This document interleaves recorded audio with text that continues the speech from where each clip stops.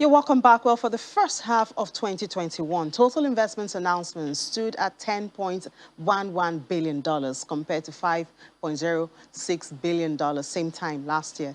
The impact of COVID-19 largely felt there. Well, also the foreign portfolio investments in Nigeria recorded a 77.4 year-on-year decline in the first quarter of 2021 to stand at $974.1 million. The main gauge of external sector confidence, which is the foreign portfolio investors, has plummeted 41.57% in the first 4 months of this year. Figures on domestic and foreign portfolio participation in equity trading for April 2021, published by the Nigerian Exchange Limited, show that foreign investors have reduced their stakes to 178.25 billion naira at the end of April. This is against 305.05 billion naira invested in corresponding period in 2020. Well, to help us understand both the domestic, the foreign, and all these figures, we have the Executive Secretary and Chief Executive Officer of Nigerian Investment Promotion Commission, Ms. Yewande Sadiku,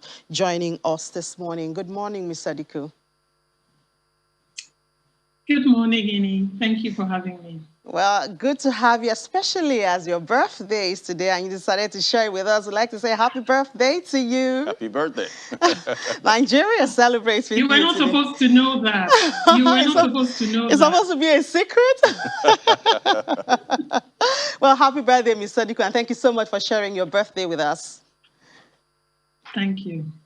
All right, so we heard about the domestic and the foreign portfolio investment. What's your overall view on both the domestic and the foreign? We saw the foreign going down, domestic picking up in some areas. What's your view, looking at both sides?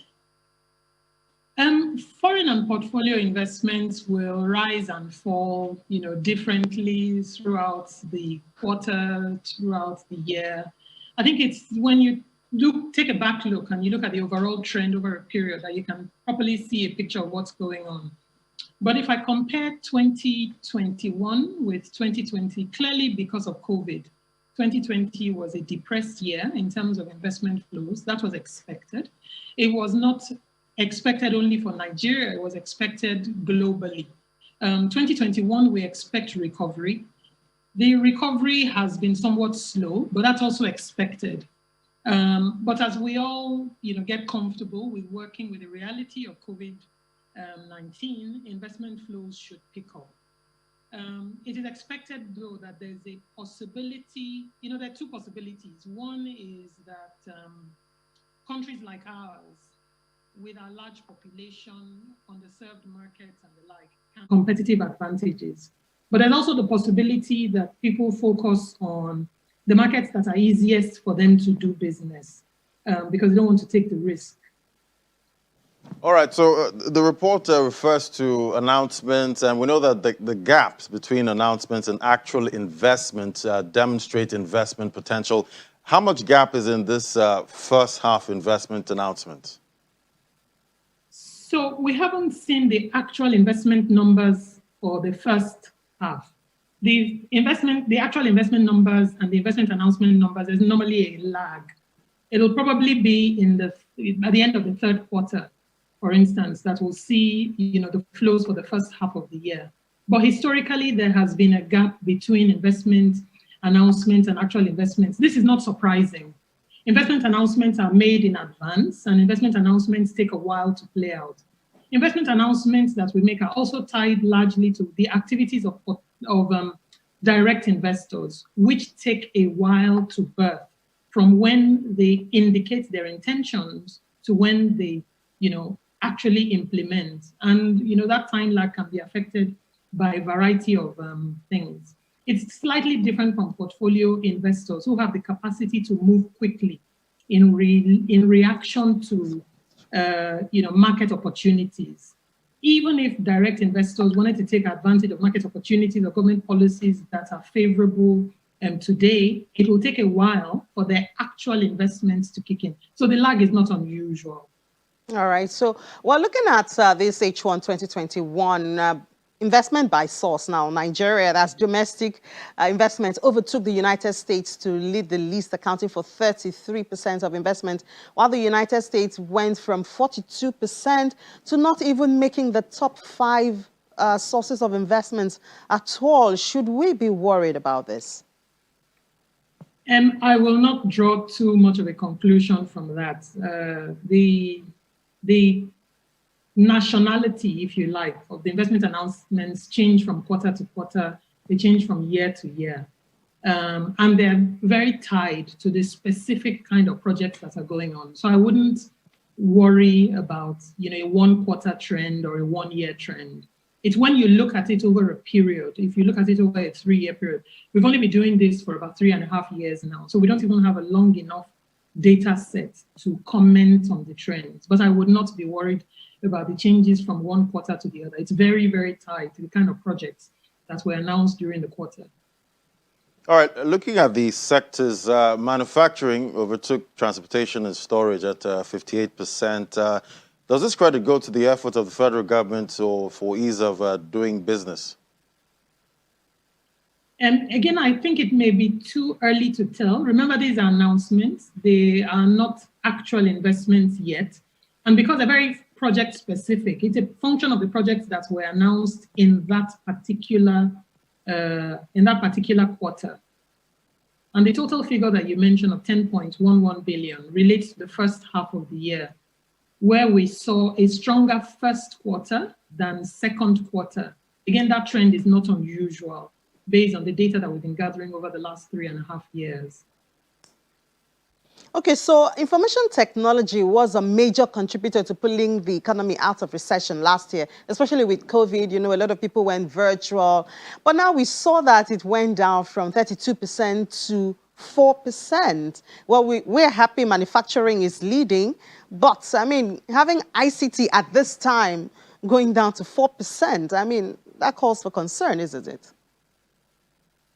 Again, it's not an unusual trend. A lot of the deals in the sector, 1, are private, 2, the amounts may not be announced. So even when a transaction is announced, it's not all the time that the value, of the deals are announced. If the values are not announced, even if we are aware of the activity, we cannot include the numbers, in our tracker. So that may well account for it. But certainly we find in that ICT knowledge space that there's a lot of interest in Nigeria. Okay, so from what you're saying, are you saying there are some investment that are not captured in this report, and should we look for a way to capture it? Or, I mean, this is the informal sector, like you mentioned, the private sector. Should there be a way to capture it, or it doesn't really matter? No, it's an excellent comment, Ini. In reality, it would be great if we could capture all investment announcements. But the report we put out, and we're very clear on the cover of the report, we're very clear in the report that the report is based on announcements that are tracked by NIPC's newsletter, which we put out 6 days a week. It is publicly announced transactions generally, or publicly announced, interest in deals. There's no requirement in Nigerian law for investors to advise anybody of the investments that they want to make. So it'll always be difficult to capture 100% of the universe of what is coming into the country. So this report serves as a proxy. It gives us a directional sense. We know it doesn't capture all, but it gives us a sense enough for us to, be able to advise senior government officials and give direction to government.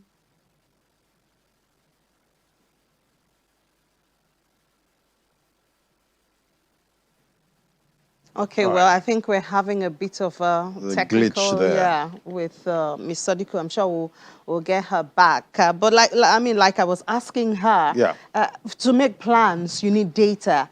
to need data. To make plans, you need data. And we're talking of data here about investments. So at least the country or the federal government can know the direction to take, the direction to channel its energy on. Exactly. You know, because for instance, when you look at ICT, you expect a whole lot more. Yeah. A lot of things actually came up in the ICT space between last year and this year. A lot of startups in that Yes. space also. So you'd expect, to hear more, Announcements or investments going into the ICT sector.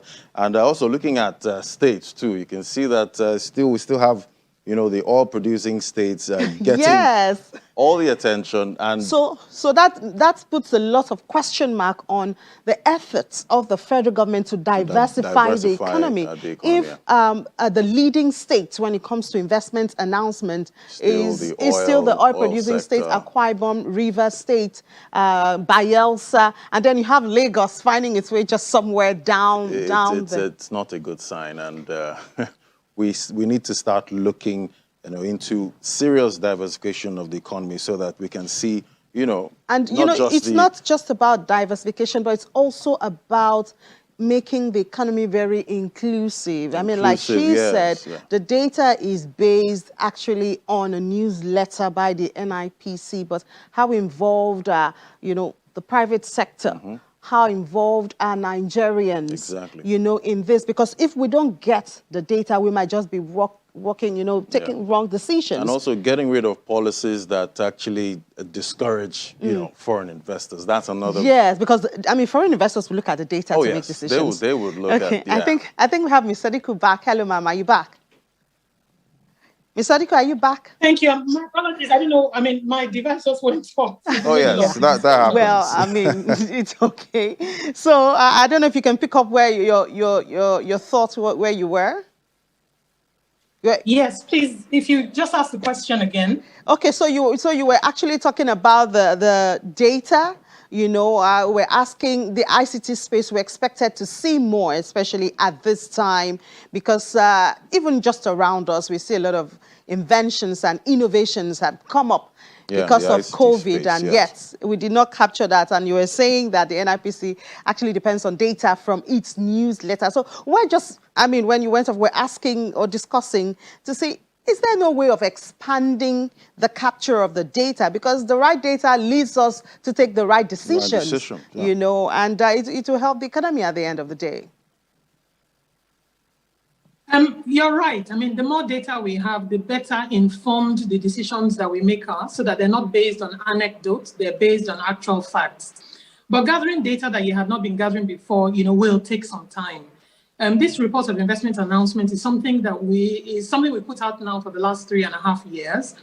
As I mentioned, there is nothing, I don't know whether you heard this before I was disconnected. There's no requirement in Nigerian law for investors to tell anybody what investments they are making. So it will always be difficult to capture 100% of what actually comes in, but a directional sense of what investors are doing, of what sectors they're looking at, of what parts of Nigeria, of what sectors, and states and the like they're looking at is useful. It is useful because it provides us with some directional guidance about the things that we need to be conscious of. But we certainly recognize that it is not 100%.